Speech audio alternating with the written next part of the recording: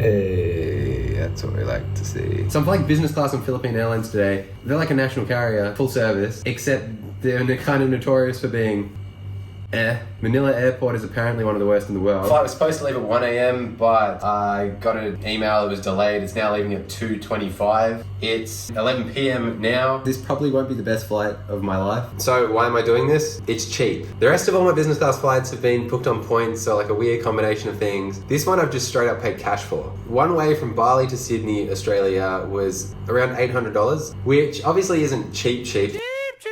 And it's not just from Bali, you can take this flight from a whole bunch of places in Asia. It's just an interesting option if someone wanted to try business class but didn't want to obviously pay for it and didn't want to do the points thing. First leg tonight is from Bali to Manila, and then we go Manila to Sydney. That could be another video. This thing is literally from my nightmares. Showers over baths are just scary. Alright, let's go.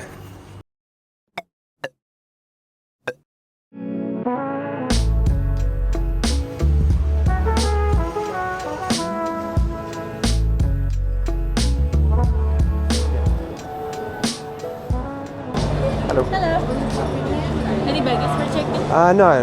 Manila to Sydney, no check-in baggage. Yep. You're entitled to lounge at the Premier Lounge. Premier Lounge? Okay. Yes. It's like upstairs, isn't it? Yes. Okay, yep, cool.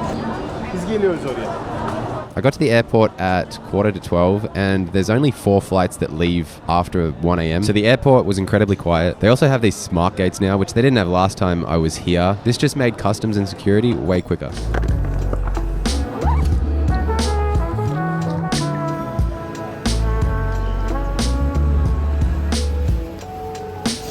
I should really take the stairs, but I can't be bothered. And I'm not checking my bags anymore after you know what. Philippine Airlines uses the Plaza Premium Lounge here at Denpasar Airport. I believe this terminal only has 2 lounges, this one and the Garuda Lounge. So pretty much every other airline will be using this lounge as well. And it was pretty evident. It was quite full when I got there, though emptied pretty quickly as boarding started for all of the 1 a.m. flights. I find Plaza Premium Lounges to be incredibly hit or miss. This one was definitely a miss. There's quite a few seats. They're all a bit old and a bit gross. The lounge is also really hot. There's not much cooling going on. And the food selection is pretty grim.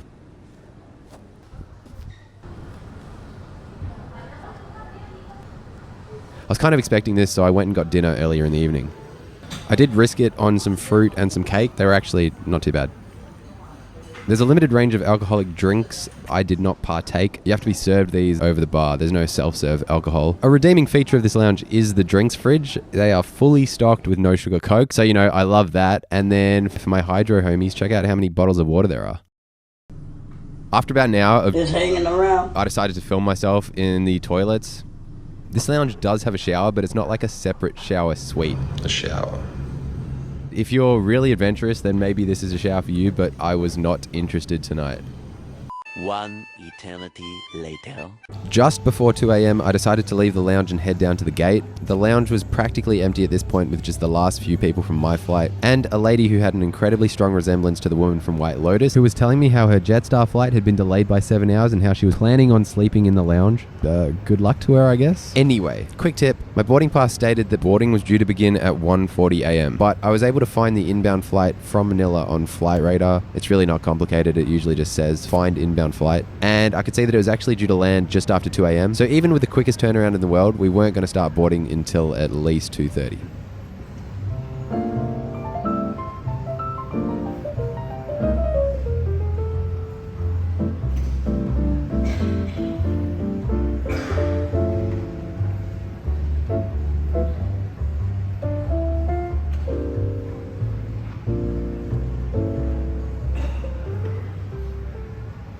Boarding finally started at 2:45 a.m. I was completely exhausted at this point and just wanted to get on board and try and sleep.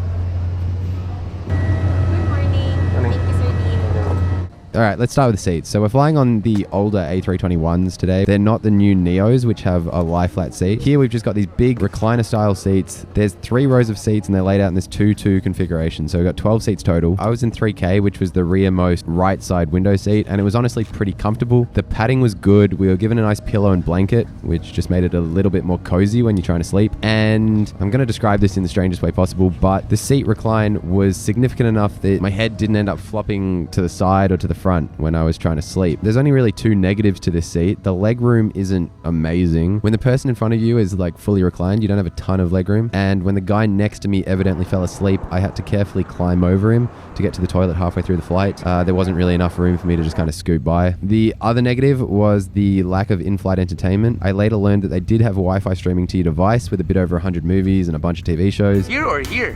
But you have to have their app pre-installed, which I certainly didn't. Just something to note if you're planning on flying them in the future.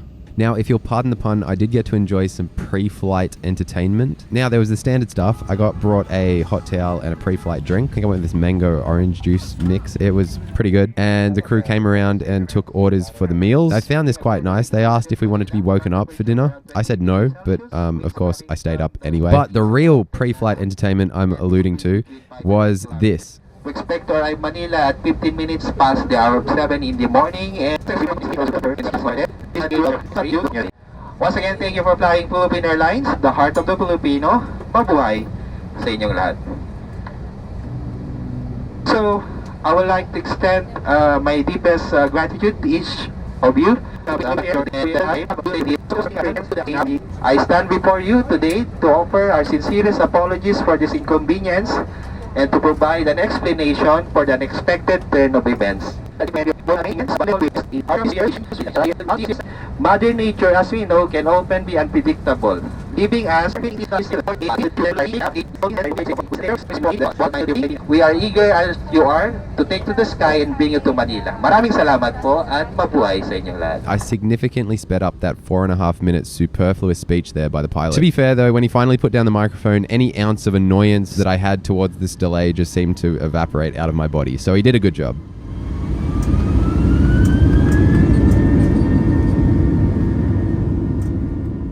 We finally took off at 3:31 a.m. About 10 minutes into the flight, when the pilot turned off the seatbelt sign, he also decided to go again. During the flight, we will be climbing towards our final cruising altitude of 35,000 feet. And as of this moment, we're about 82 nautical air miles north of Bali, Indonesia. And total remaining distance of the flight is about 1,494 nautical air miles. Team headed by a flight purser Tad Castañeda. We have Jeff, Kevin, Krishna, Bea, and Ivy. Again, maraming salamat po sa inyong lahat at mabuhay. Now, I know I'm memeing this guy, and his announcements did go on for like 10 minutes in total, but he clearly loves his job, so yeah, good on him. The crew on this flight were pretty impressive. As soon as the seatbelt signs came off, they started the meal service. To start, we had this. We had this starter plate, which had cold chicken, vegetables, and egg. It came with this sweet, sourish sauce. It was all a bit dull, but I finished it. I'll be back to serve your meat first. Thank you. Your meat first and have beef mixed. Thank you very much. Next up for the mains, I had the beef option. It was basically these little pucks of beef with rice and vegetables. I thought the beef was a little bit overprocessed and the sauce was a bit too salty, but generally this whole meal was quite just unexciting, forgettable, but definitely edible and nice enough. The two things that I really appreciated with this meal were the 2 bread rolls that they give you. I'm an absolute bread fiend, so that's like 2 big thumbs up from me. And the dessert tart. I think it might have been a blueberry tart, though I wasn't 100% sure. It probably had about a week's worth of sugar in it, but was consequently delicious. Yeah, they were the 2 big things that I really liked here. The meal service was all done by 4:20. Considering that we took off at 3:31, I think the crew did a pretty good job here. I was completely exhausted at this point though, and was out like a light.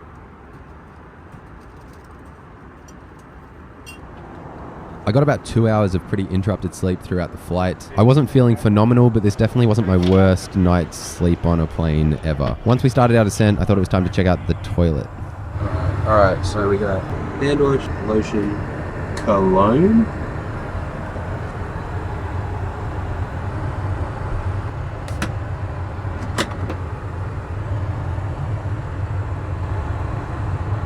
I mean, it's alright. Would I wear it? Probably not. I mean, it's actually alright. That's it. When I got back to my seat, there was a bottle of water waiting for me.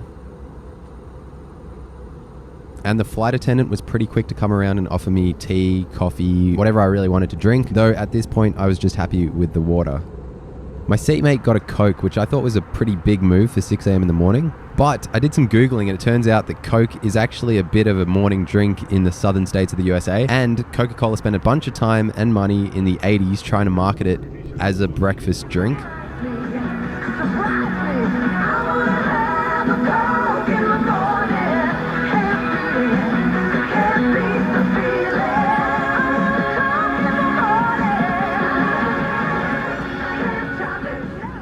I don't think it really worked out, but it's a thing for some people.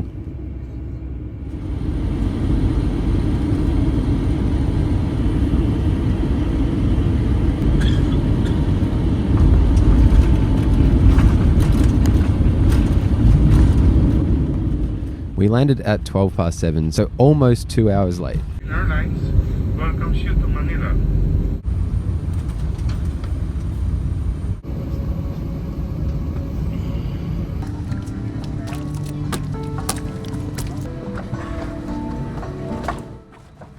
It was now time to take on the infamous Manila airport. So Manila Airport's actually kind of nice. I mean, I was passing through at 7 a.m. in the morning and there wasn't really many other people around, but it was generally pretty nice and clean. And this is the only time that I've ever seen this before. At the baggage carousel, they just had trolleys lined up, ready and waiting for people to use them. My longest wait in this entire place ended up being for my Grab. Okay, so let's talk about the deal. Let's talk about the money. I paid $836.03 for my flights between Bali and Sydney. I guess I gotta clarify, I don't think this is cheap, but I think this is definitely affordable. It's sort of a way of dabbling in luxury. You might be on like a special birthday trip, or maybe it's an anniversary trip or something, and you just want to add in a little bit of fun and luxury to the end of your trip, then this is like a pretty affordable, good option for that. This is not just from Bali. You can also get this flight from Singapore, Kuala Lumpur, and Jakarta. There may be other options, I just haven't found them. Some of them do have normal 1 to 2 hour layover times. In this case, I had what was scheduled to be like a 17-hour layover that ended up being a 14-hour layover after the delay. My inbound flight was going to land in Manila at around 5 in the morning and my flight to Sydney was at 10:30 at night. I guess there is the option here also, you can add a stopover. So you could have like 3, 4, 5 days to check out Manila or other parts of the Philippines. I did book a hotel. I probably didn't organize this very well. Because the flight landed it was supposed to land at 5 in the morning, I booked for 2 nights, even though I was going to be in the hotel room for like 12 hours. You could probably organize with a hotel to maybe potentially get a room during the day for less money, but I stayed at a hotel chain called Red Planet. It was about $40 a night, so in total I paid $80 just to have a room throughout the day. I got to my hotel room at like 8 in the morning. I had like a 3-hour nap and then I was feeling pretty good, so I went out. Obviously you can't fit in that much in a day. I just had a pretty interesting, fun day in Manila before my flight that evening to Sydney. That was my experience on the first leg of 2 on Philippine Airlines. Apart from the delay and the unfortunate flight timing, it was a pretty good experience. The cabin crew were all excellent, the food was pretty good, and the seats were comfortable enough considering the flight time. Check out part 2 to see what Manila to Sydney is like. That one is in their brand new lie flat business class seats, so even though you can't see me, I've got my thumbs up. Anyway, I hope you all enjoyed this video. Check out flightformula.com if you're into collecting frequent flyer points. I've got some tools and stuff there. I'll see you all in part 2, coming soon. Bye.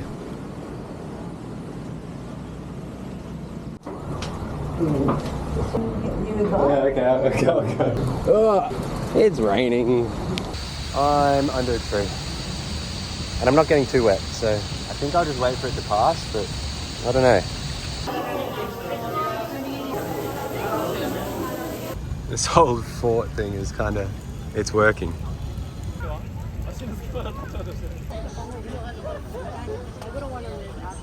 is it so loud? It's so loud.